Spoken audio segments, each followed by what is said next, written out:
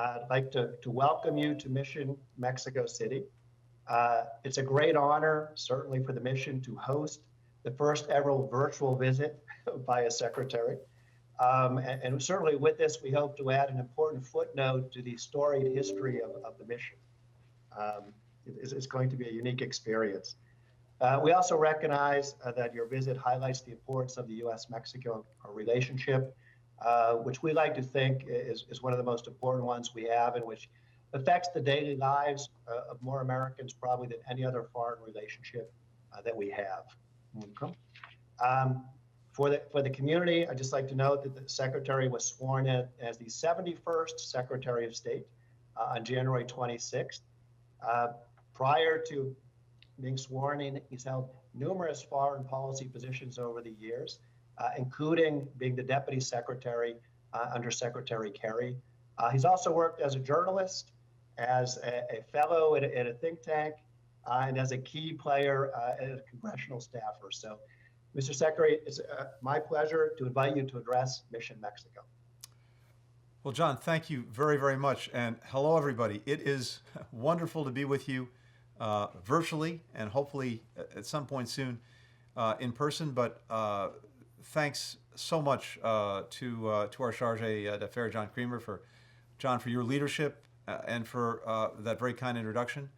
I want to say thank you as well to Yvonne Gonzalez and Naomi Fellows for their hard work as the control officers for this unique visit.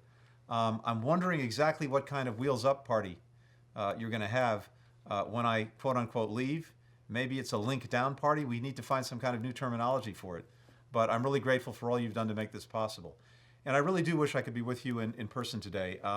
But I'm delighted that we're pioneering virtual travel together. With your help, we put together a strong itinerary for my first trip to Mexico as Secretary.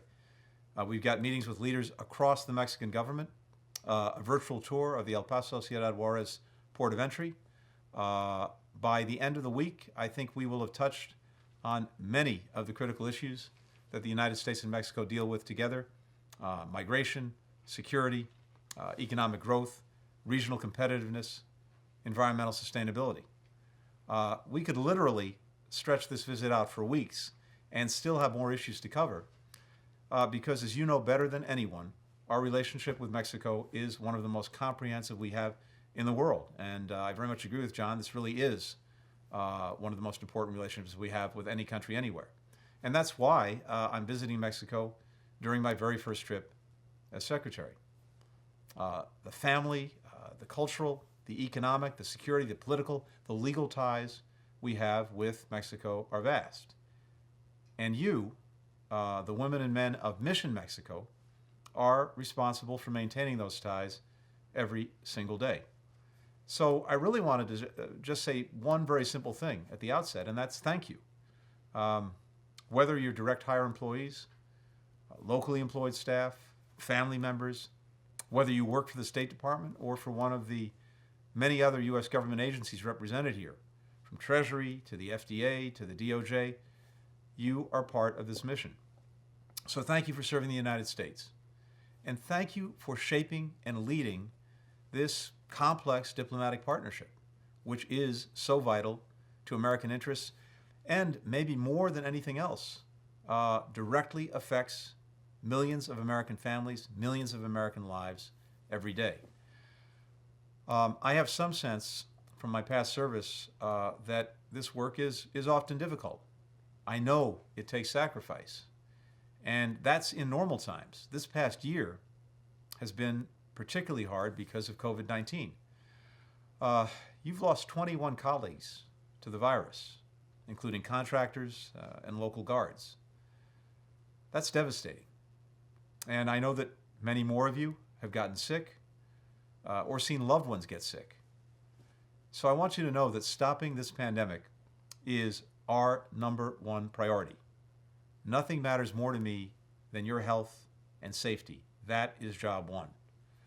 So I'm determined to do everything we can to make sure that all our Mission Mexico employees and eligible family members are vaccinated as soon as possible in every consulate across the country. I don't think it's a secret that there have been logistical challenges, but I want to tell you the administration is working fast, and we will give you as much information as we can, as soon as we can, as we make our vaccination plans and we execute on them. We have to be partners in this every step of the way, and I'm determined that we move this as quickly as we possibly can. I also want to acknowledge the extraordinary work that you've done to keep this embassy functioning throughout the pandemic. Consulate General Monterrey managed to process more than 250,000 H-2 visas last year, and that in turn helped secure the U.S. Food supply chain. Mission Mexico adjudicated more than 40% of all non-immigrant visas worldwide. That's remarkable. Last time I was in Mexico as Deputy Secretary, I spent some time visiting with Consular Affairs, visiting with the American Services folks, and I know what a remarkable job you're doing every day. And again, in this pandemic, what was already a challenging task has become even more so. You've ensured that critical manufacturing and service supply chains stayed operational. USAID kept its work going with farmers and communities in southern Mexico, helping them switch to more sustainable land management practices. And on the public diplomacy front, you continue to engage the Mexican public virtually. I know you do this work because you believe in it. It is more than a job. It is truly service. And I just want you to know that as Secretary, I will try to honor your service by doing all I can to support you. I know that we have work to do as a department to rebuild trust, rebuild morale. We've got to do a better job listening to the women and men of state when formulating policy. We've got to invest in diversity and inclusion, and I know that's a priority for this mission. More broadly, we've got to build a workplace culture of collegiality, teamwork, and respect. I am deeply committed to this work, and I want to be clear. It doesn't just apply to the people at Maine State. It applies to you and all your colleagues in embassies and consulates around the world. We are all part of this community, and I am incredibly proud to be your secretary. So thank you again for helping make my first virtual trip to Mexico a success. I look forward to the day when I can be there in person, but mostly thank you for your service to the United States.